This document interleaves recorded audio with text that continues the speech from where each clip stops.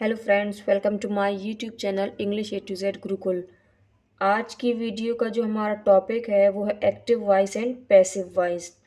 तो समझने के लिए वीडियो को बिना स्किप किए लास्ट तक देखिए, और अगर आपको ये वीडियो सेटिस्फाइंग लगे तो वीडियो को लाइक कर देना, और न्यू हो तो चैनल को सब्सक्राइब कर लीजिए और साथ ही साथ बेल आइकन को भी प्रेस कर लीजिए, जिससे इस तरह की वीडियो की नोटिफिकेशन आपको टाइम पर मिलती रहे। तो चलिए स्टार्ट करते हैं आज का वीडियो। ये मैंने टॉपिक को सिंपल बनाने के लिए एक चार्ट बनाया है, जिसमें जो सबसे ज़रूरी पॉइंट है वो डेफिनेटली आपको समझ में आ जाएगा। और जिसको ना ही टेंस आते हैं, ना ही उनकी हेल्पिंग वर्ब के बारे में आप जानते हैं, उन लोगों के लिए ये बहुत ही ज़्यादा हेल्पफुल होगा। और अगर आप चाहें तो इसको एक पेपर पर नोट भी कर लीजिए। तो यहाँ पर आप देख लीजिए, प्रेजेंट टेंस की जो सेंटेंस का जो पहचान होती है वो क्या होती है, उनके लास्ट में ता, ती, ते आता है। प्रेजेंट कंटिन्यूअस जो टेंस होता है उसके सेंटेंस के लास्ट में रहा है, रहे हैं, रही है, इस तरीके के सेंटेंस आते हैं। अब प्रेजेंट परफेक्ट जो टेंस होता है उसके लास्ट में जो आएगा, हिंदी में आप देखेंगे चुका है, चुके हैं, चुकी है। प्रेजेंट परफेक्ट कंटिन्यूअस टेंस के लास्ट में आता है रहा है, और साथ ही साथ उसमें टाइमिंग भी दी रहती है। उसके बाद पास्ट इंडेफिनिट टेंस की पहचान क्या है, उसके सेंटेंस को हम कैसे पहचानें कि ये पास्ट इंडेफिनिट टेंस का ही है। लास्ट में या, ये, यानी कि वो गया, वो गई, वो गए, इस तरीके के आएंगे। कोई भी इसमें वर्ब हो सकती है। पास्ट कंटिन्यूअस में रहा था, रही थी, रहे थे। प्रेजेंट कंटिन्यूअस में क्या बताए, रहा है, रही है, रहे हैं। पास्ट कंटिन्यूअस में रहा था, रही थी, रहे थे। पास्ट परफेक्ट टेंस में चुका था, चुकी थी, चुके थे। प्रेजेंट परफेक्ट में क्या था, चुका है, चुकी है और चुके हैं। इसमें हा, ही, ये आता है, और इसमें था, थी, थे ये आता है। पास्ट परफेक्ट कंटिन्यूअस जो टेंस है उसमें रहा था, रही थे, रहे थे ये आता है। फ्यूचर इंडेफिनिट टेंस का जो सेंटेंस होगा उसके एंड में गा, गी, गे। फ्यूचर कंटिन्यूअस टेंस का जो सेंटेंस होगा उसके लास्ट में ता, रहूँगा, ती, रहूँगी, ते, रहेंगे। फ्यूचर परफेक्ट टेंस चुका होगा, चुके होंगे, चुकी होगी। फ्यूचर परफेक्ट कंटिन्यूअस टेंस रहूँगा, रहूँगी, रहेंगे। तो ये जो है आपको मैंने सारे टेंस की पहचान बताई है कि आप सेंटेंस को कैसे पहचानें कि ये किस टेंस का है। अब इनकी हेल्पिंग वर्ब देखते हैं और उनको किस में चेंज करना होगा एक्टिव वॉइस से पैसिव वॉइस में करने के लिए, वो देखते हैं। एक्टिव वॉइस से पैसिव वॉइस में चेंज करने के लिए उसमें जो सबसे पहले जो सेंटेंस में हेल्पिंग वर्ब होती हैं उनको चेंज किया जाता है। तो डू और डज अगर आपको सेंटेंस में दिख जाए तो आपको सब्जेक्ट के हिसाब से इज, एम और आर में चेंज कर देना है। डू लगाया जाता है प्लूरल सब्जेक्ट के साथ, डज लगाया जाता है सिंगुलर सब्जेक्ट के साथ, इज लगाया जाता है सिंगुलर सब्जेक्ट के साथ, आई के साथ एम लगाया जाता है, और आर लगाया जाता है प्लूरल सब्जेक्ट्स के साथ। और अगर एक्टिव वॉइस सेंटेंस में इज, आर, एम होता है तो उसे जब पैसिव वॉइस में चेंज करते हैं तो इज, आर, एम के साथ बीइंग लगा देते हैं। जैसे is being, are being, am being. और अगर एक्टिव वॉइस के सेंटेंसेस में हैज़ या हैव होता है तो उसमें हैज़ और हैव के साथ बीन लगा देते हैं, जैसे कि हैज़ बीन और हैव बीन। और अगर एक्टिव वॉइस सेंटेंस में हैज़ बीन या हैव बीन पहले से होता है तो उसमें हम क्या करते हैं, हैज़ बीन और हैव बीन के साथ बीइंग लगा देते हैं, यानी कि have been being, has been being. ये मैं आपको बहुत ही इम्पोर्टेंट जो चीज़ है एक्टिव और पैसिव वॉइस के बारे में वो बता रही हूँ, जिससे आपके मार्क्स या फिर नंबर हैं कटने से बहुत ही ज़्यादा आप बच जाएंगे। डिड, अगर एक्टिव वॉइस सेंटेंस में डिड दिख जाता है आपको तो आप उसको सब्जेक्ट के हिसाब से वॉज वर लगा दीजिएगा। सिंगुलर सब्जेक्ट में वॉज और प्लूरल सब्जेक्ट में वर। और अगर वॉज वर है एक्टिव वॉइस में तो आपको क्या करना है, वॉज और वर के साथ बीइंग लगा देना है, यानी कि वॉज बीइंग और वर बीइंग सिंगुलर और प्लूरल सब्जेक्ट के हिसाब से। अगर सेंटेंस में हैड है तो आपको उसको हैड बीन में चेंज कर देना है, और अगर हैड बीन है तो उसको आपको हैड बीन प्लस बीइंग यानी कि हैड बीन बीइंग लिख देना है।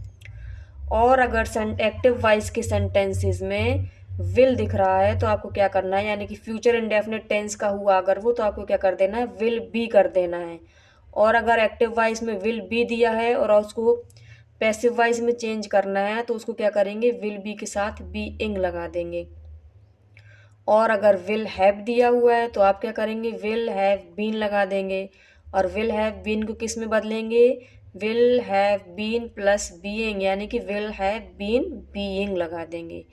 अब मैं आपको इसी के कुछ सेंटेंस वाइज एग्जाम्पल एक्टिव और पैसिव के बताती हूँ, जिसमें आपको हेल्पिंग वर्ब के हिसाब से सेंटेंस को एक्टिव वॉइस और पैसिव वॉइस में चेंज करना आसानी से आ जाएगा। हेल्पिंग वर्ब के साथ साथ सब्जेक्ट को जब ऑब्जेक्ट बनाते हैं एक्टिव वॉइस से पैसिव वॉइस में चेंज करने के लिए, तो अगर सब्जेक्ट आई है तो उसको बाय मी, बाय लगाया जाता है हमेशा एंड में, और आई को बना देते हैं आप मी। और अगर सब्जेक्ट में वी है तो वी का बना देते हैं बाय अस, यू एस अस। और अगर सब्जेक्ट यू है तो उसको यू ही रहने देते हैं और उसके पहले लगा देते हैं बाय यानी कि बाय यू। सब्जेक्ट अगर दे है तो उसको ऑब्जेक्ट में जब चेंज करते हैं तो बाय देम लिख देते हैं, बाय देम। और अगर सब्जेक्ट अगर ही है तो बाय के बाद हिम लिख देते हैं, HIM हिम। और शी को लिख देते हैं बाय हर, और इट को बाय इट। ये छोटी छोटी चीज़ें अगर आप समझ लेंगे तो एक्टिव पैसिव आपके लिए बाएं हाथ का काम हो जाएगा। बहुत ही ज़्यादा इजी तरीके से आप एक्टिव वॉइस को पैसिव वॉइस में चेंज कर लेंगे। तो चलिए अब मैं आपको एग्जांपल्स बताती हूँ। तो ये रहे कुछ एग्जांपल्स। सबसे पहले प्रेजेंट इंडेफिनिट टेंस का सेंटेंस देख लीजिए। शी राइट्स अ लेटर, जिसकी हेल्पिंग वर्ब मैंने आपको पहले डू और डज बताई थी। वो कौन सा टेंस था, प्रेजेंट इंडेफिनिट टेंस। और प्रेजेंट इंडेफिनिट टेंस का जो सिंपल टेंस होता है वो बिना हेल्पिंग वर्ब के बनता है, लेकिन उसके वर्ब में, उसके सेंटेंस के वर्ब में फर्स्ट फॉर्म ऑफ वर्ब के साथ एस या ईएस सब्जेक्ट के हिसाब से लग जाता है। तो she writes a letter, the letter is written by her. She है तो आपने उसको जब ऑब्जेक्ट में चेंज किया तो क्या कर दिया, हर लिख दिया। अब प्रेजेंट इंडेफिनिट टेंस को प्रेजेंट कंटिन्यूअस में चेंज करने के लिए क्या करना होता है, हेल्पिंग वर्ब इज का, एम का या आर का यूज़ किया जाता है सब्जेक्ट के अकॉर्डिंग। अब ये देखिए लेटर क्या है, द लेटर एक सिंगुलर यानी कि एक लेटर है तो सिंगुलर के साथ इज लगाया जाता है। अगर लेटर्स होता तो आर लगा देते। आगे देखिए she is writing a letter, she is writing a letter यानी कि प्रेजेंट कंटिन्यूअस टेंस। और यहाँ पर शी है तो उसको जब ऑब्जेक्ट में करेंगे तो बाय हर लिख देंगे। और वर्ब की फॉर्म यहाँ पर कौन सी है, कंटिन्यूअस में सिंपल सेंटेंस तो वर्ब की फर्स्ट फॉर्म के साथ आईएनजी, लेकिन जब किसी भी टेंस को पैसिव वॉइस में बदलते हैं तो हमेशा थर्ड फॉर्म ऑफ वर्ब, हमेशा थर्ड फॉर्म ऑफ वर्ब हो जाती है। तो इज़ था तो मैंने पहले बताया था उसको क्या करेंगे, इज़ बीइंग में चेंज कर देंगे और सब्जेक्ट को ऑब्जेक्ट में चेंज कर देंगे, बाय लगा देंगे और हमेशा वर्ब की थर्ड फॉर्म का यूज़ करेंगे। उसके बाद she has written a letter यानी कि present perfect tense, she has किस टेंस की हेल्पिंग वर्ब होती है, प्रेजेंट परफेक्ट की। और शी के साथ हैज़ लगता है क्योंकि शी एक सिंगुलर सब्जेक्ट है। अगर यहाँ पर कोई प्लूरल सब्जेक्ट वी होता, दे होता तो यहाँ पर हैव लग जाता। और थर्ड फॉर्म ऑफ वर्ब तो पहले से ही प्रेजेंट परफेक्ट टेंस में होती है। तो हम क्या करेंगे, इसको चेंज करने के लिए हैज़ के साथ बीन लगा देंगे, हैज़ के साथ बीन लगा देंगे और थर्ड फॉर्म ऑफ वर्ब और बाय हर। अब शी रोट आ लेटर। पहले मैंने आपको बताया था कि डिड हो जहाँ पर वहाँ पर आपको वॉज वर कर देना है, लेकिन यहाँ पर तो कोई डिड है ही नहीं। लेकिन ये कौन सा टेंस है, कैसे पहचानेंगे? सेकंड फॉर्म ऑफ वर्ब एक ही टेंस में आता है और वो टेंस है पास्ट इंडेफिनिट टेंस, यानी कि सिंपल पास्ट टेंस। तो सिंपल पास्ट टेंस को हम हमेशा पास्ट कंटिन्यूअस टेंस में कर देते हैं। तो आ लेटर यानी कि ऑब्जेक्ट को सब्जेक्ट बनाना है, सब्जेक्ट को ऑब्जेक्ट बनाना है। A letter was written by हर।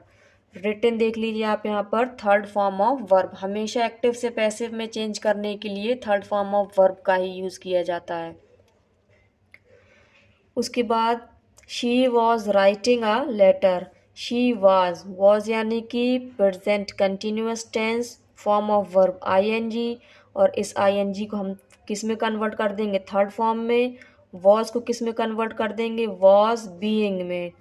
और शी को कन्वर्ट कर देंगे बाय हर।